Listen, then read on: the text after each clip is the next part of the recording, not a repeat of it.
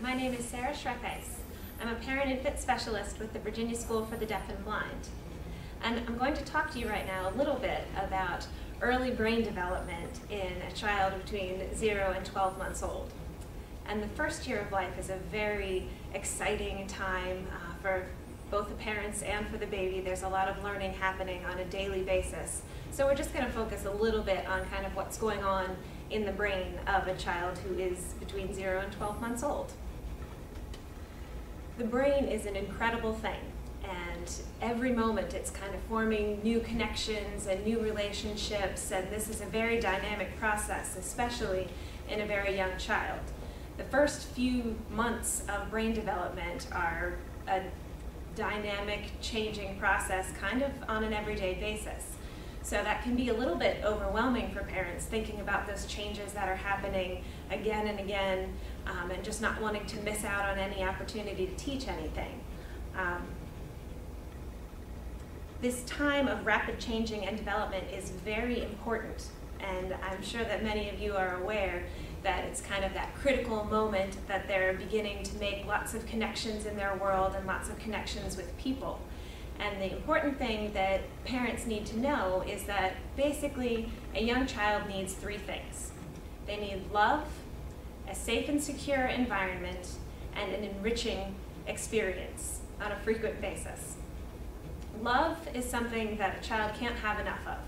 And many parents would already know that and are very happy to be giving love at every moment they can, and you really can't give too much of it. Love is something that helps create the emotional development as well as cognitive development.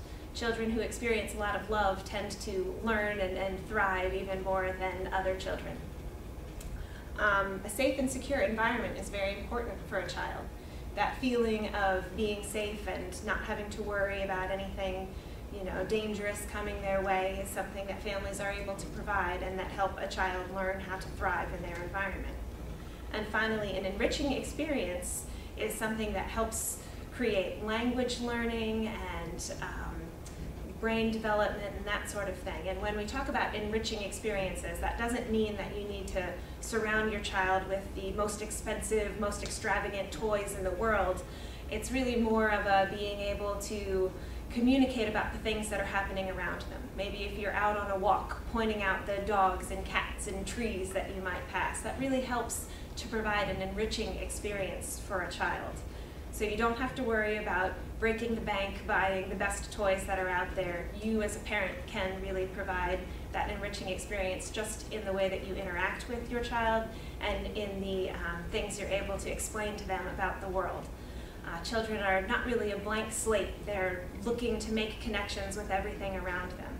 For the first few months, people are really the more important thing that children are cueing into. They're not really looking so much at toys and objects, but more at the people who are around them and trying to form those connections with people. I'm going to review just a few activities that you could do with your child in various age ranges, but if you want some more information, check the Challenge Discovery website and maybe there'll be some more ideas listed there for you. If you have a 0 to 3 month old, one of the things you might want to consider is exploring various toys with them.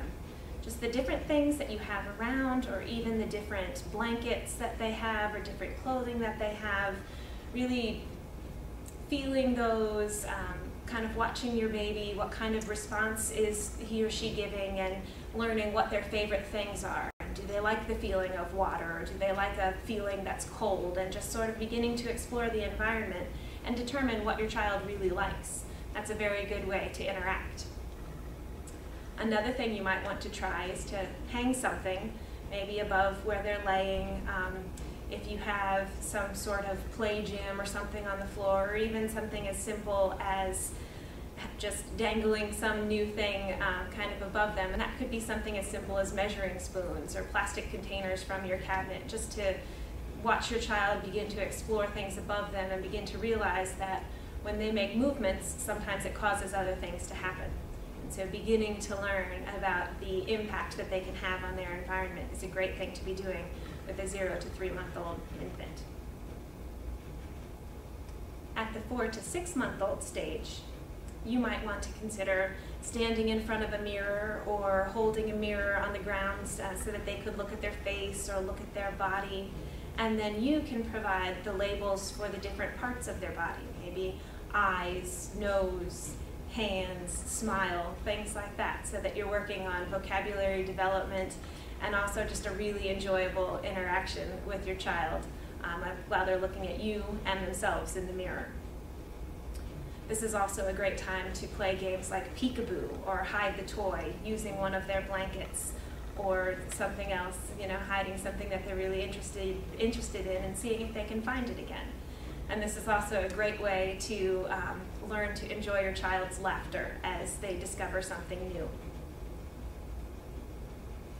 A 7 to 9 month old might be interested in games that involve turn taking, such as rolling a ball back and forth, or possibly having a kitchen cabinet, a little space of their own that's maybe filled with plastic containers or something like that that they can get into and move around and pull out and put back in, things like that, so that they're able to enjoy some time in the kitchen, maybe while somebody's preparing dinner or something like that, to give them more experience and more opportunity to watch what's happening all around them.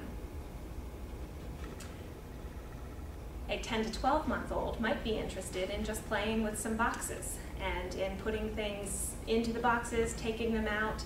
Maybe you want to try hiding some items in a box that the child might then get to open and find, and then you can exchange information on what is that thing and what does it do, and just kind of trying to build experiences like that would help you build vocabulary and, yet again, another shared experience that you can all enjoy.